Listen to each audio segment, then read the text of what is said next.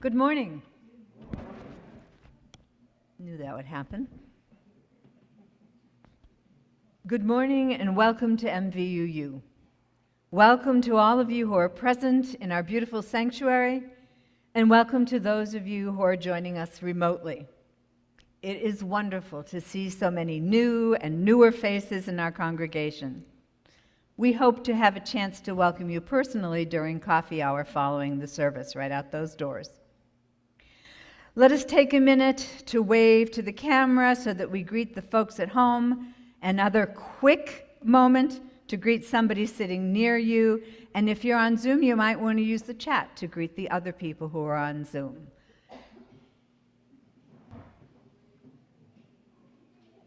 And now if you want to greet somebody sitting near you,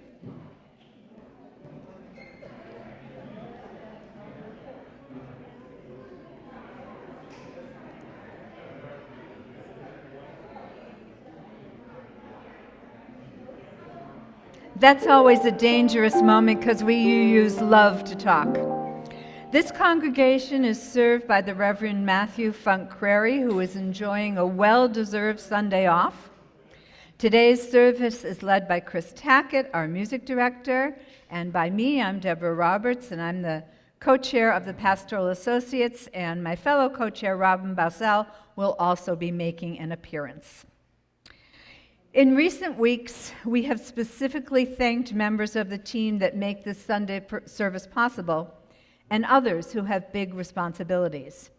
But there are many people who work quietly behind the scenes making MVUU run.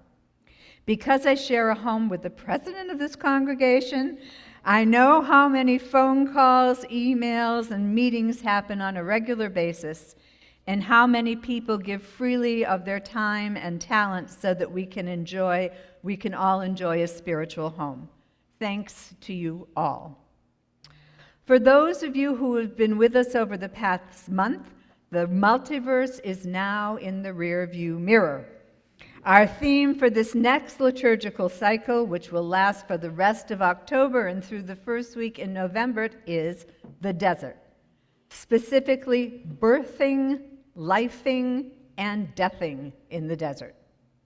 This is actually a Baha 4 theme, and for those of you who haven't heard Baha 4 before or don't know what it is, it refers to the 4 congregations here in Southeast Arizona, the 4 UU congregations, whose ministers work together so beautifully to bring us such rich and meaningful services during the pandemic, and who continue to confer and plan, and I suspect scheme, to make our experience richer.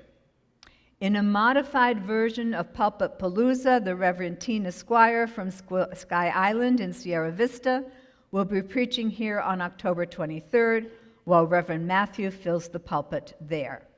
And the other 2 churches in the Baha 4 are UUCT, the Unitarian Universalist Congregation of Tucson down on 22nd Street, and Borderlands in Amado. So the desert, birthing in the desert. When I first started to consider what to say in my introduction today to the desert theme, I was immediately reminded of the theme that we chose for decorating and furnishing this building. I co-chaired the Ambiance Task Force along with Elizabeth Van Horn, and Derek Contreras, Hannah Coy, and Lee McMealy completed that team. The theme we settled on was Sonoran. And in choosing colors and furnishings, we tried to reflect the natural world in which we live. I hope you can see as you look around, you can see the colors of sand, you can see the colors of sunset, and the greens of sage and mesquite here and elsewhere in the building. And these are some of the things that we used to guide us as we were making decisions about what walls to paint, what color, all over Zoom during the pandemic. You will find desert plants in the east garden adjacent to the patio. And because so many people have asked, we are beginning work on a Sonoran UU-themed quilt that will hang here on the front wall of the sanctuary, but which can be easily removed when we want to display other things. If anyone is interested in working on that quilt project, please let me know. I have also been reflecting on why I chose to live in the desert after living in New England, very close to the ocean, all my life.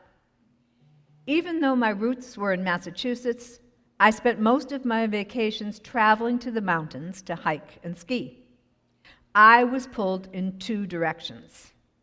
There were practical reasons for relocating here when I retired 12 years ago: the cost of living and the possibility of hiking more months of the year than had been possible back east. Yes, I still pine for the ocean and need to visit a couple of times a year to restore my inner balance. But I have fallen in love with the desert. I think that living here has made me much more conscious of color because the hues of the desert are so vivid. Coral, which has always been a color I'm drawn to. I love sitting at our dinner table and watching the alpenglow and the changing colors on the Catalinas and Push Ridge, which sometimes seem so close that we can touch them. We also watch storms form over the mountains and can wonder if they will come our way. And I love seeing the dust and frosting of snow in the wintertime, all clearly visible from our home. The different greens of the desert also call to me. I particularly like the bluish green tint of prickly pear. And then there are the flowers. When they bloom in late February and March, I love to hike the trails and drink in the color. Reds, pinks, blues, yellows, and whites set against a brilliant sky. The variety of colors and species is amazing to me. I walk the same route in the desert, in the untamed desert, every day with my dog, and am aware of the subtle changes. The saguaro that is beginning to grow arms, the staghorn chollas that are losing their bark and covering so that I see the beautiful design of wood underneath. The holes in the ground made by desert creatures, new ones every day. I also love being so close to the desert wildlife. We frequently see coyotes and at least signs of javelina. The other day I drove up the driveway and there was a bobcat sitting on our front patio. In my backyard, I have seen a buck with a full rack, and a friend saw a mountain lion. And the birds, from the raucous cry of the quail to the gentle hooting of the screech owl at bedtime in a tree outside our bedroom.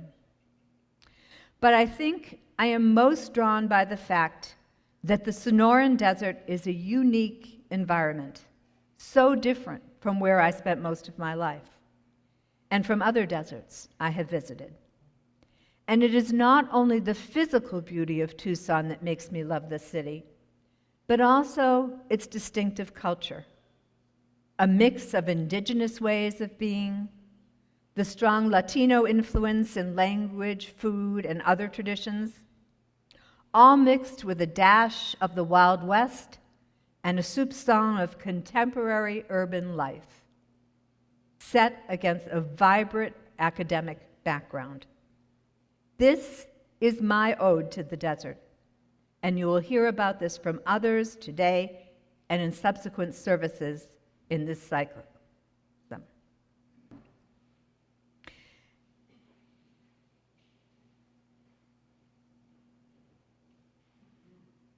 As we light this chalice today, I would like to share these words with you.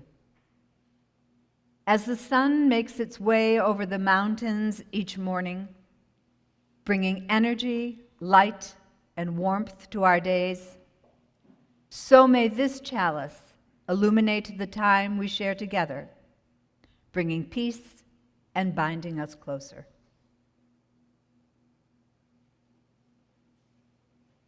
Let's stand and sing.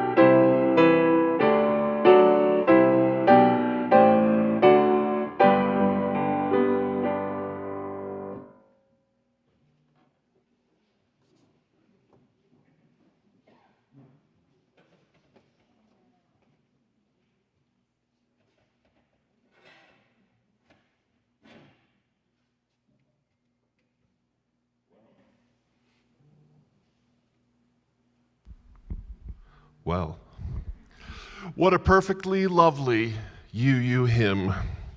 Lovely lyrics from treasured American poet Willa Cather, all about a gentle spring nurturing the delicate blossoms, a warm but not blistering summer, aspens rustling and daffodils blooming, leaves picturesquely dying in the fall, snowy fields and red sunsets glimmering through bare icy branches, and all set to a stately tune derived from an English folk song. So lovely, so pastoral, you can almost feel the moss under your feet in the dark, loamy, scented forests of New England, or Old England even. What does it have to do with us in Arizona? Almost nothing. Many of us, myself included, grew up with the traditional seasons of the Northeast and Midwestern US, and I had to learn the new cycles of the Sonoran Desert when we moved here. We don't have delicate springs. We have increasing heat in March and April, which gives way to the sometimes brutal sun of June and early July. We don't have warm, nurturing summers kissing the gentle flowers. We have high sun and dry heat that sucks the life out of anything that attempts to grow. This then gives way to the monsoon rains that sometimes threaten to wash us all away. Then, some years, we have another period of dry heat before it all starts to cool down into the fall. Then in the fall, we don't watch the leaves change color. To borrow from Tucson treasure David Fitzsimmons, we watch the license plates change color. As all the people come here from colder climates, trying to escape their icy winters. So we don't have glittering ice crystals on frozen lakes. We have frozen cocktails on the patio. And Thanksgiving meals spread on tables outside, and Christmas caroling in shirt sleeves. We do get the lovely red sunsets, though. But then after some cool but not too cold weeks, it starts to heat up again, and we start the cycle all over. So there's no hymn in the UU hymnals that reflects our lives in the desert, and precious little in the way of poetry and readings and other materials for worship that really captures what we live with here. There's not a lot of classic poetry that deals with the desert. Robert Frost is wonderful, and I love his work. He clearly never lived in Arizona. That's a situation we're working to change.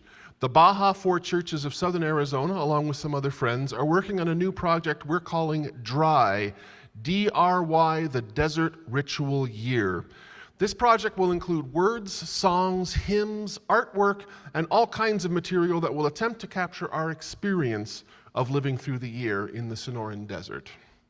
A quick lesson about church liturgy. Traditionally, most Christian churches follow a lectionary, which is a prescribed set of readings, scripture readings, that over the course of a 3-year cycle hit most of the major highlights of that faith.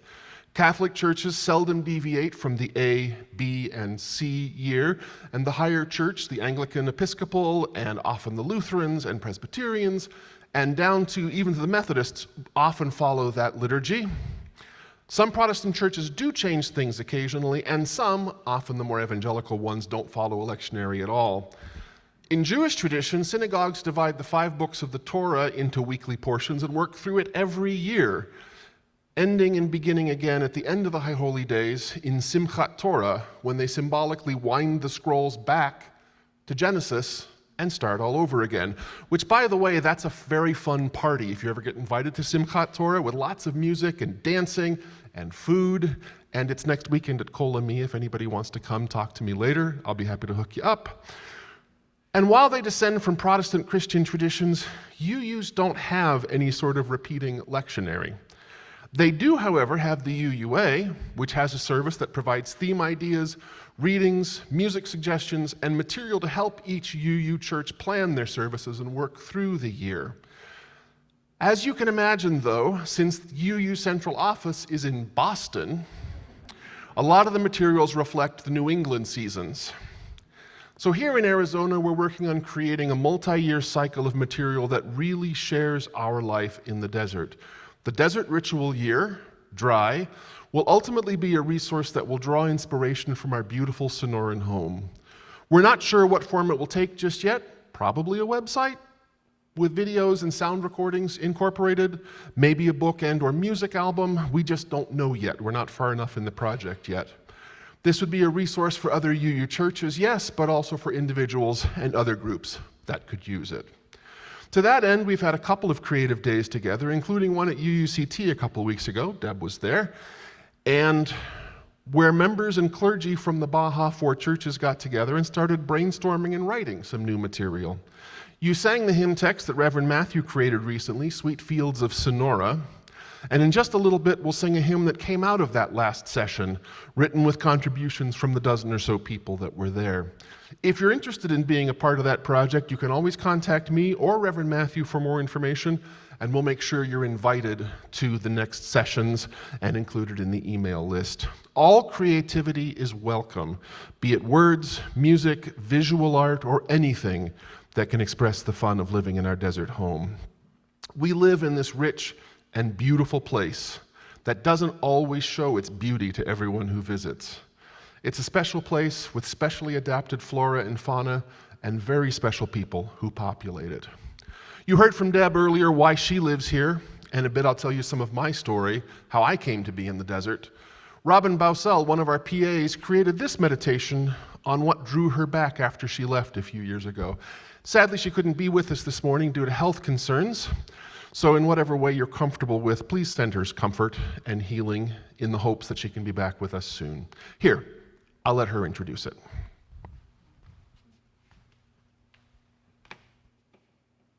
I'm not from Tucson originally, but I spent more than a third of my life here, which included my adolescence and significant pockets of my adulthood being tied to this place. I've started over a lot in the desert. There have been a few times now that I've come home to rest, regroup, and rise again, like the phoenix rebirthed from the ashes of her own glorious flames, so starteth over I from the dusts of the desert. And though I do have a certain affinity towards leaves changing colors in the autumn, ocean waves crashing on shores, calling into work because there's 4 feet of snow on the ground and I am not commuting through it, and other various elements of traditional seasons of other areas. But for me, it's the mountains. They draw and tie my soul back to the desert. In a lot of ways, they carry pieces of who I am. I wrote a short piece about them early during the pandemic when I had just come back here. And I recently revamped it a little and turned it into something between a window into my heart and a mindful meditation. So with that, I'd like to invite you into a time of meditation with me. I would normally encourage you to close your eyes, but for this meditation, I invite you to look at the images I've captured of the mountains and breathe with me as we phase through their desert seasonal changes. With the help of the incredible Chris Tackett, adding a little musical underscoring for our journey, here's what we've created.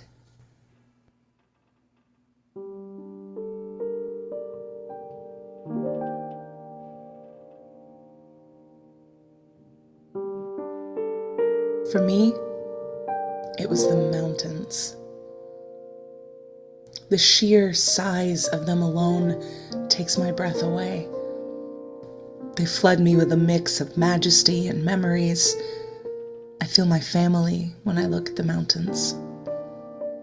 I'm so close to them, but they're farther away than they appear. I look at the mountains and I breathe.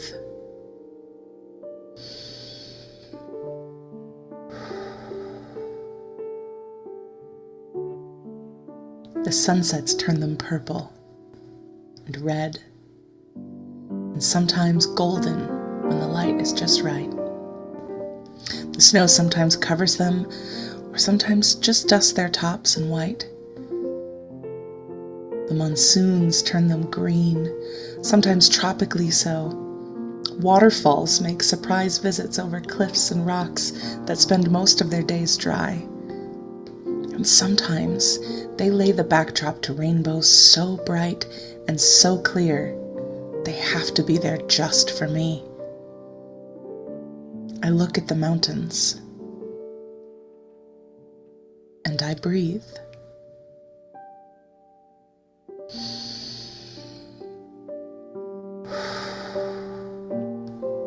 When I left them last, I scattered ashes and left another piece of my heart behind. While I was away from them, I saw them in my dreams. And when the world changed, they called me home again. And when I returned, they were on fire. I said goodbye in the mountains. I fell in love in the mountains. I started over in the mountains. I look at the mountains and I breathe.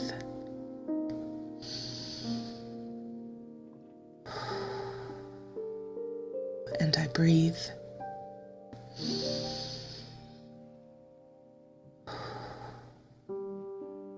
And I breathe.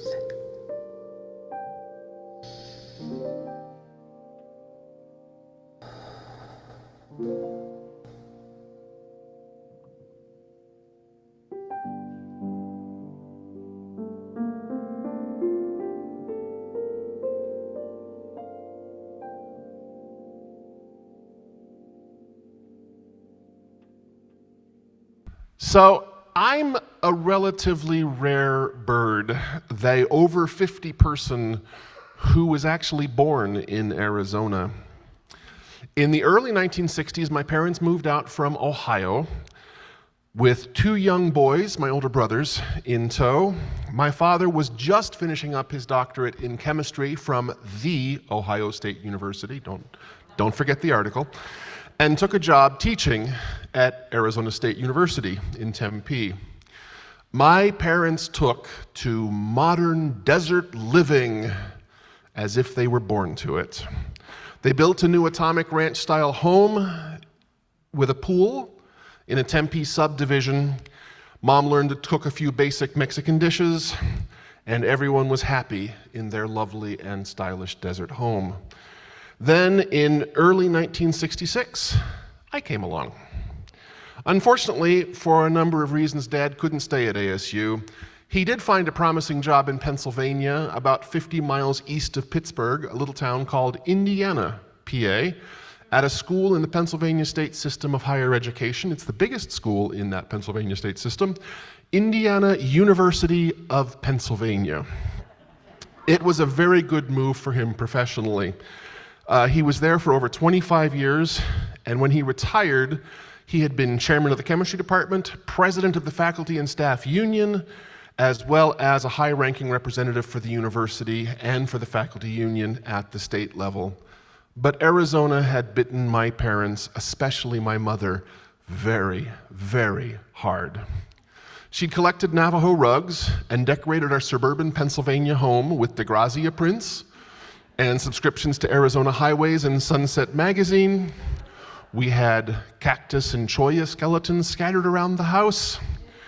And she continued to cook Mexican dishes, which was still pretty exotic in that time and place.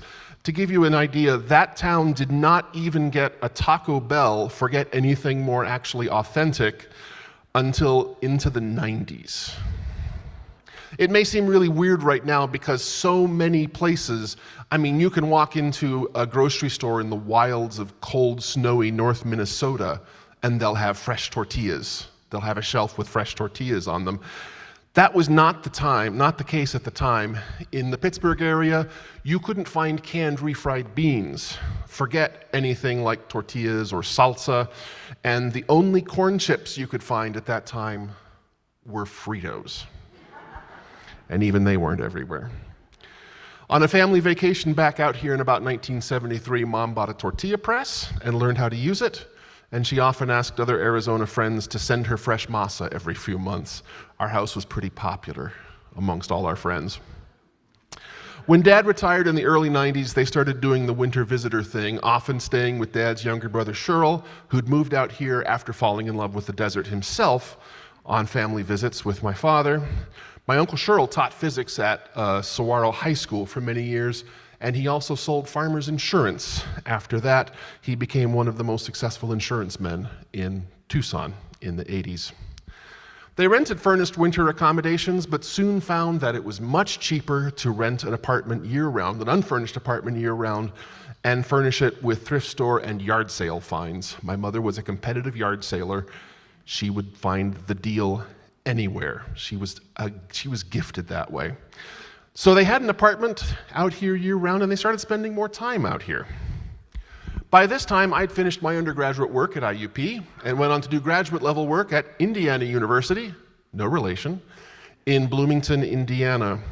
After a sojourn in Baltimore for almost a year, I was working in San Antonio, Texas, and I came out to visit a few times while they were here. And from the moment driving into Arizona, when you see that first saguaro in Texas Canyon, just to the west of the thing, from the first time I saw that saguaro standing tall and proud beside the highway, I knew I was bound to come back here. Something in the desert speaks to me in a way that no other landscape ever has. A few sunsets over the city from Saguaro Park East, and a couple of nights on a patio bar near downtown where I could see the stars thanks to our Dark Skies initiative. I knew that Texas had lost its charm on me, and I had to come back. After a couple more visits and some very careful planning, I moved here in August of 1997 and almost immediately fell in love with the place. I'd taken an apartment across the complex from my parents, and in early 2000, we came to the conclusion that it was silly to be paying rent when we could get a decent house for less than what we were paying for 2 apartments. Wow, have times changed. We bought the house I'm still living in now, 22 years later. They cleaned out and sold the house in Pennsylvania that fall. I helped them both through the health change. This wasn't emotional when I wrote it, but it's hitting me now. I helped them through the health challenges of their final years. Mom passed in 2003, and Dad hung on through a bad bout of Alzheimer's until 2012. Their ashes are interred in the church memorial garden up the street at Broadway and Sarnoff, where I was music director at the time, and they had become members. I still go back to visit my surviving brothers in Pennsylvania occasionally, and I do have an affection for that place. I love the forests and mountains of the Laurel Highlands region of the Northern Appalachian Range, and I love the rolling hills and lakes and trees of central Indiana, where I spent 3 years at IU. But as much as I love those places, they're not where I belong. The desert is my home. My one old brother who lives in Erie, Pennsylvania, gets clobbered with snow almost every year. His wife, who I love dearly, does not like to talk to me when they're buried in snow and I'm in shorts taking care of the garden. She's gone so far as to jokingly send me a photo of her unicorn fist in response to the sunny photos of my holiday decorations in December or my garden starting in February. The photo you've been seeing on screen today is actually in my front yard. A beautiful sunset behind me lights up the clouds to the east, and I just love the way my natural landscape glows. That's my saguaro. I actually have 2 saguaros. That's the one that I'm afraid is dying, but the other one is standing tall and strong, and it's grown a new arm since I've lived in the house. So I'm excited about that. I could go on and wax poetic about it, but we have an actual poet that says it much better than I could. Our own Bill Killian reads one of his own poems. Hello, my name is Bill Killian, and I want to share with you a poem that I wrote. It's called Sonoran Desert. Nature's masterpiece spread across the sky, reenacted every night. All Tucson eyes to the west. Mountains merge with color as we revel in the beauty and relax on our patios deep into the winter. Our friends back east hang up on us. We send Arizona highways and they swear it's hard work. So we just stop bragging. Our gratitude is overwhelmed with perfect skies and a desert full of life. Those of us who found our home in southern Arizona will move nowhere else.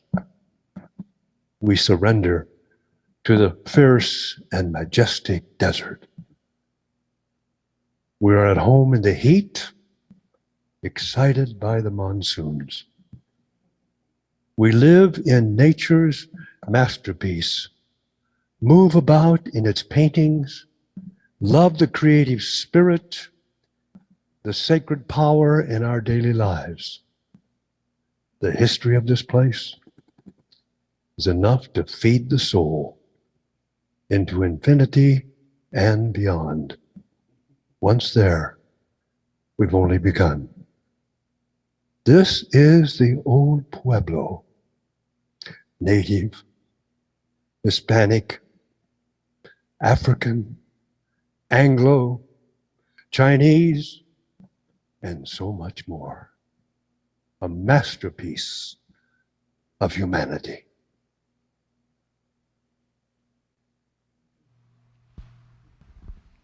Thank you, Bill. Like I said, he says it far better. His gift is words, and he says it far better than I could. Our final hymn today is from the Dry Project. Again, if you're interested in being a part of it, let me or Reverend Matthew know, and we'll be happy to include you in future gatherings. It's a very rough draft, but I think this reflects our home much better than that first hymn. So I'd invite you to stand and sing with us. It's a familiar tune, I hope, to many of you, but hopefully you'll catch on right away. This is a tune that's very well known to you, so let's hear some noise.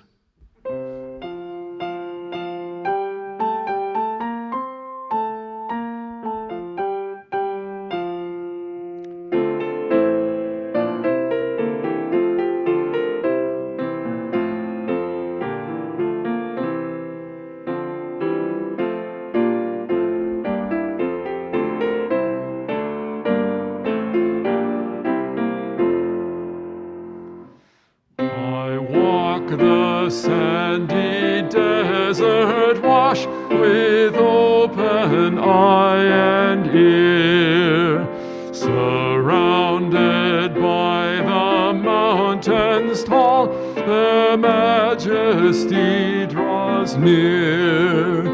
I hear the birds sing songs of joy, it lifts my spirits high. Sorrows reach high with their arms unto the boundless sky. Leocotia, thin and tall, with branches tipped in red, their fine green leaves emerge with rain and wither with the heat. In dry soil spiny branches form a sturdy wall that's tied. With rain take root and come to life and reach into the night. Thank you, Joel. I wanted to say a huge thank you, as always, to our wonderful tech people in the back, and I want to say an enormous thank you as well to Alex, who helped me put the slideshow together this morning. I'm usually pretty good with tech, but I am an old man crying, "Get off my lawn," when it comes to putting together PowerPoint slides. So thank you, Alex. And before I give it back to Deb, I want to remind you that our offering plates and baskets are available in the Oasis Social Hall as you exit through the side of the room. And choir has started on Wednesday nights. Talk to me, and I'll make sure you get all the information for that. Also coming up in 15 minutes after the service, we are continuing our series on UU history and MVUU. We are talking a little bit today about how MVUU functions, committee structure, and so forth, and also how you can get involved. That's 15 minutes after the service ends over in the Mesquite room, which is the room right over here. just off the sanctuary. So the chalice releasing today that our lovely Debbie wrote has a sung response. And repeat after me. Let it be so. Let it be so. And if you're feeling adventurous, you can sing the high part. Let it be so. Let it be so. So let's sing both of those once more all together. And Let it be so. So I'm going to be chanting a line, and then you know what your response will be after that. May the majesty of the mountains inspire us. let it be so. May the quiet contemplation of the desert enrich us. Let it be so. May the colors of the sunrise and sunset soothe us. Let it be so. May the moon in the desert guide us on our way. Let it be so.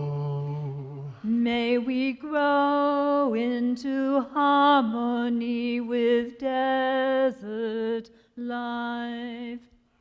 Let it be so. Let it be so.